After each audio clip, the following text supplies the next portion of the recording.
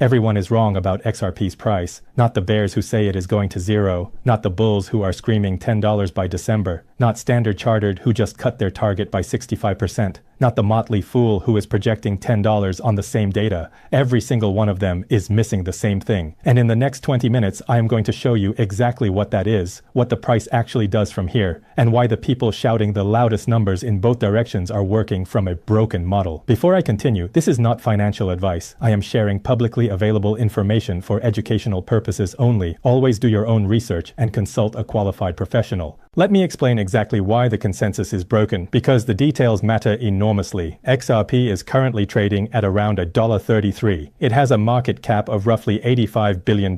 It is down 40% year to date. 6 spot ETFs are live. A binding federal commodity classification landed on March 17th. Ripple acquired Hidden Road for $1.25 billion and is now listed in the DTCC directory for traditional finance settlement. The Evernorth SPAC is heading to NASDAQ with 473 million XRP locked in a $1 billion merger structure. Monica Long, Ripple's president, called 2026 the year of institutional scale adoption. And yet Standard Chartered just slashed their target from $8 to $2.80. And yet the token is down 40% through every single one of those catalysts landing. How is it possible that every good thing happened and the price went down? That is the question. And the answer is what everybody is getting wrong. Now here is what most people are missing. The analysts covering XRP are using a price model built for a different kind of asset. They are treating XRP like a tech stock. Input catalysts, output price movement. Partnership announcement goes up. ETF launch goes up. Regulatory clarity goes up. That model works for equities. It does not work for a global liquidity asset that is in the middle of the most significant structural transition in its history. And until you understand the difference between those two frameworks, every price target you read, whether it is $2.80 or $10, is going to mislead you.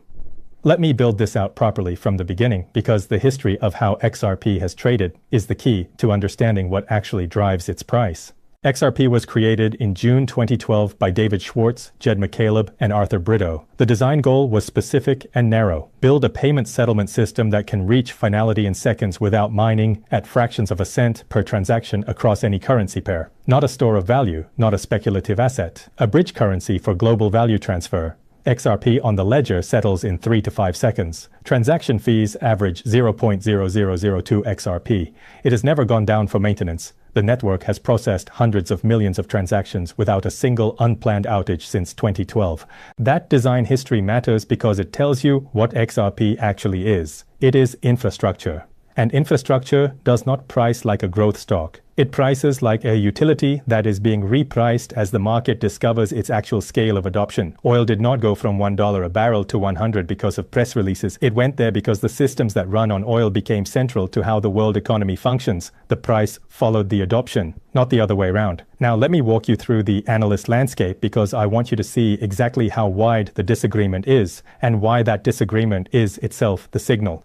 Standard Chartered's Jeffrey Kendrick just cut his 2026 target from $8 to $2.80. That is a 65% reduction. His stated reasons were 3 things. First, ETF inflows flattened after the initial $1.44 billion surge. Second, institutional timelines got compressed by the macro environment. Third, cross-border payment adoption is scaling more slowly than his original model assumed.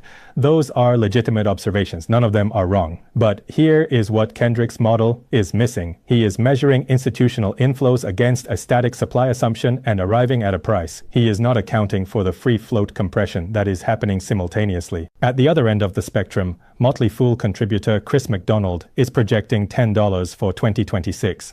His argument is built on the Evernorth SPAC, the DTCC listing, Monica Long's institutional adoption declaration, and what he calls a supply shock from 473 million XRP locked in the merger structure. FX Empire sits in the middle at $5, grounded in RippleNet's integration with 300 banks across 45 countries. NASDAQ-affiliated forecasters are also near $5.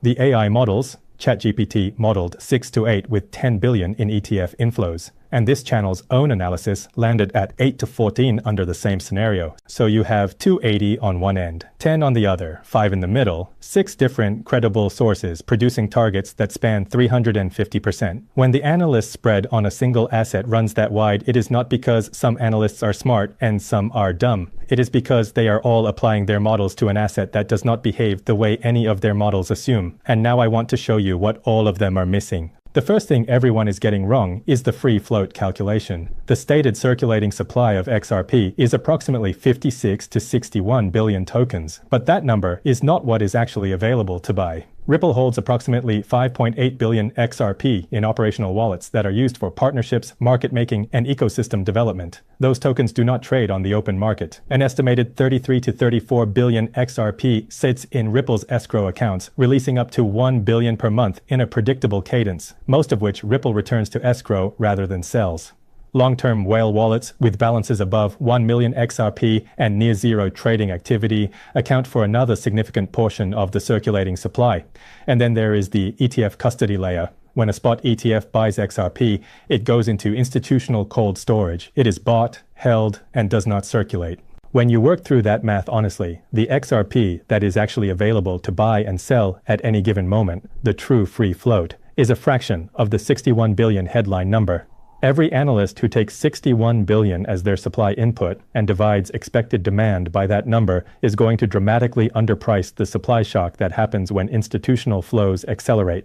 This is not a minor calculation error. It is the single biggest variable in the XRP price equation, and almost nobody is modeling it correctly. The second thing everyone is getting wrong is the timing of institutional flows. Standard Chartered cut their target because inflows slowed from $43 million per week in January to under $2 million per week in early March. And they are right that the pace slowed, but what they are not accounting for is why. The commodity classification landed on March 17th. The SEC's ETF deadline hit on March 27th. The Clarity Act markup is targeting the second half of April. The institutional allocation process does not work on the same timeline as retail. A pension fund does not see a headline and wire money the next morning. It sees a regulatory development, brings it to an investment committee, waits for compliance sign-off, waits for custodian approval, and then executes. That process takes 6 to 12 weeks. The commodity classification that dropped on March 17th will produce capital flows in May, June, and July, not in March. Standard Chartered is measuring the rain before it hits the ground and concluding it is not going to rain.